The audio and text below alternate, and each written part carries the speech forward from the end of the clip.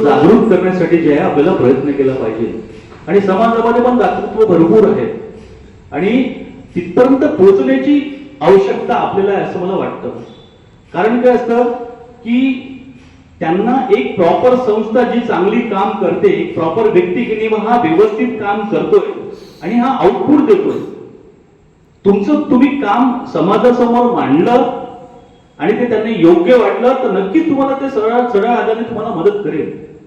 आणि याच माध्यमातून मी जे आहे अनेकांच्या समाजामध्ये जे अनेक ज्येष्ठ नागरिक आहेत त्यांचा मला आदर वाटतो, ज्यांनी मला या कार्यामध्ये सरळ हाताने मदत केलेली आहे, आधी करत आहे, आजही आशीर्वाद रूपी जे आहे ते मला मार्गदर्शन करीत असतात. तर अशा पद्धतीने माझं हे सेवा कार्य सुरू आहे आणि सुरू राहील. मला एकच शेवटी असं बोलायचं आहे यापूर्वी की हे सगळं करत असताना म्हणजे नक्कीच आई वडिलांचा आशीर्वाद असो, आपण आपलं आयुष्यच इनकम्प्लीट आहे. माझे वडील जिल्हा परिषदला होते, जिल्हा परिषद मधून ते सेवानिवृत्त झाले, मग त्यांना कॅन्सर झाला. मी स्वतःच्या पायावर उभं राहिलो आणि प्रयत्न करीत करीत आज इथपर्यंत पोहोचलेलो आहोत. नक्कीच याच्यामध्ये माझी पत्नी, तिचा पण लग्नानंतरचा पूर्ण सहभाग, मला साथ मिळाली तिची आणि तिने तिचं क्षेत्र निवडलं आणि त्या क्षेत्रामध्ये ती काम करत आहे. एवढंच मी सांगतो आणि धन्यवाद. थांबतो. अजून मी 30 मिनिटं बघत होतो.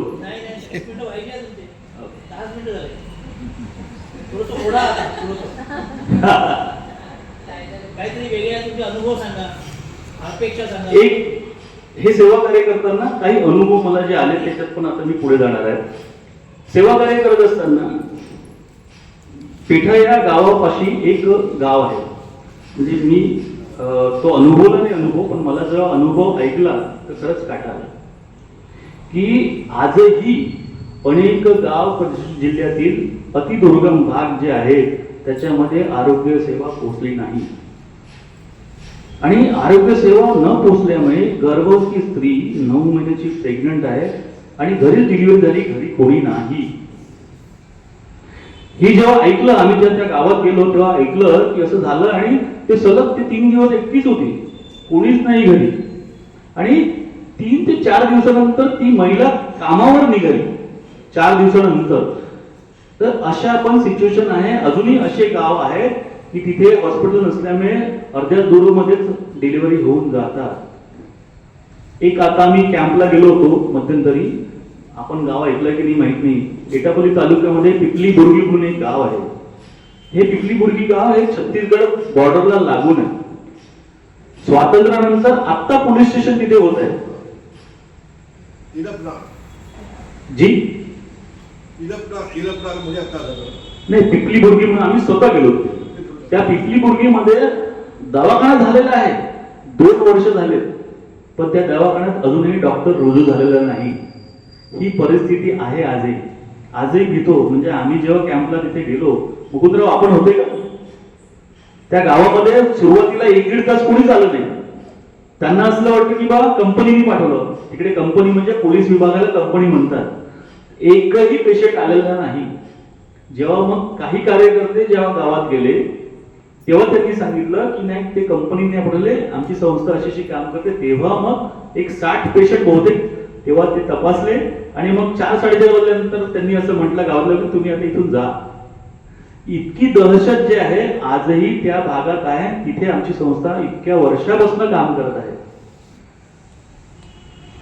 हे जे 2 अनुभव आहेत ते. तिसरं की समाजामध्ये अनेक लोक काम करतात. आता आमच्या छात्रावासामध्ये मला वाटतं 2008 पासून 2003 पासून छात्रावास सुरू आहे, पण 2008 ला आमच्या छात्रावासाला इथे चंद्रपूरला जागा मिळाली. जो विद्यार्थी पहिल्या वर्गापासून, म्हणजे असं म्हणायला नको, पण पहिल्या वर्गापासून तर 12वी पर्यंत जो विद्यार्थी इथे राहिला आणि जो 12वी नंतर जेव्हा तो गावाला गेला त्याचं पूर्ण गाव ख्रिश्चन म्हणून कन्व्हर्ट झालं. त्यांनी मला फोन केला, दादा आता काय करावं, मी माझं एकच घर राहिलेलं आहे. तर मग तू आईला समजव की मी ज्या छात्रावासात राहिलो, जे संस्कार मी शिकलो ते मी काय करायचं. तर आईने म्हटलं, तुला जर माझ्याजवळ राहायचं असेल तर तुला कन्व्हर्ट व्हावं लागेल. म्हटलं तू आई जे म्हणते ते कर. मनात तर तुझ्या हृदयात संस्कार जे आहे ते राहणारच आहे. आमचे अधिकारी पण तिथे गेले, पोचले, त्याला समजवलं, पण आई म्हणायला तयार नव्हती. म्हणजे ठीक आहे, तू तुझं कर्तव्य करणारच आहे. तुझ्यावर जे 12 वर्ष आम्ही संस्कार केले ते तुझं तू कर्तव्य करणारच आहे. आईची इच्छा पूर्ण कर. तर असे पण अनुभव जे आहेत ते आमच्या या सगळ्या सेवा कार्यामध्ये येत असतात. अनेक या आरोग्य शिबिरानिमित्त आम्ही जेव्हा इंटिरियर मध्ये जातो तर ते म्हणतात तुमच्यावरच विश्वास आहे, सरकारी यंत्रणेवर आम्हाला विश्वास नाही, त्यांची औषधी सुद्धा घेत नाही. असं होतं की त्या दवाखान्यासाठी जो साप्ताहिक दवाखाना चालतो त्या साप्ताहिक दवाखान्यातून जे औषधी दिल्या जाते त्याच्यावरच ते बिलीव्ह करतात, विश्वास करतात, शासकीय यंत्रणेवर करत नाही. अशी परिस्थिती आहे. ते का बरं? तर समाजामध्ये आम्ही 1989 पासून जे काम सुरू केलेलं आहे ते त्या गावकऱ्यांना त्यांच्या आमच्यावरती जो विश्वास बसलेला आहे त्या माध्यमातून आपण हे सगळं करू शकतो. परत हे सगळं करीत असताना अजून काही अनुभव आहेत माझे.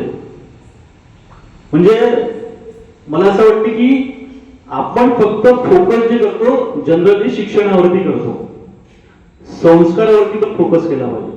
आणि जर त्याचं शिक्षण पूर्ण झालं तर स्वावलंबनावरती भर दिला पाहिजे. म्हणून आजकालचं शिक्षण जे आहे ते मूल्य आधारित असलं पाहिजे असं मला वाटतं. कारण असं असते की फक्त शिक्षणच घेतलं पाहिजे असं प्रत्येकाला वाटतं. शिक्षणाशिवाय जर तो शिक्षणामध्ये सक्सेस नाही झाला तर मग पुढे काय? त्याच्यातून तो खचला नाही पाहिजे असं मला वाटतं. आणि हे मुलं जे खचल्यानंतर जे त्यांच्यावर जे परिणाम होतात आणि ते वाईट मार्गाला जे लागतात त्याच्यातून समाज हा भरकटत जातो असं मला वाटतं. असे अनेक अनुभव आहेत. मी परत क्षमा बोलल्यानंतर जर आठवले तर परत सांगतो, कारण की मी असं तयारी वगैरे करून काही आलो नाही. जे माझ्या मनातलं आहे ते मी ओठावर आणलेलं आहे. आणि आज सकाळपासूनच म्हणजे मी सेवा कार्यात होतो, मग भद्रावतीला गेलो, भद्रावतीतून पुन्हा एक कार्यक्रम इथे सीडीसी बँकेला तिथे कार्यक्रम केला आणि तिथून मग सरळ इकडे आलो.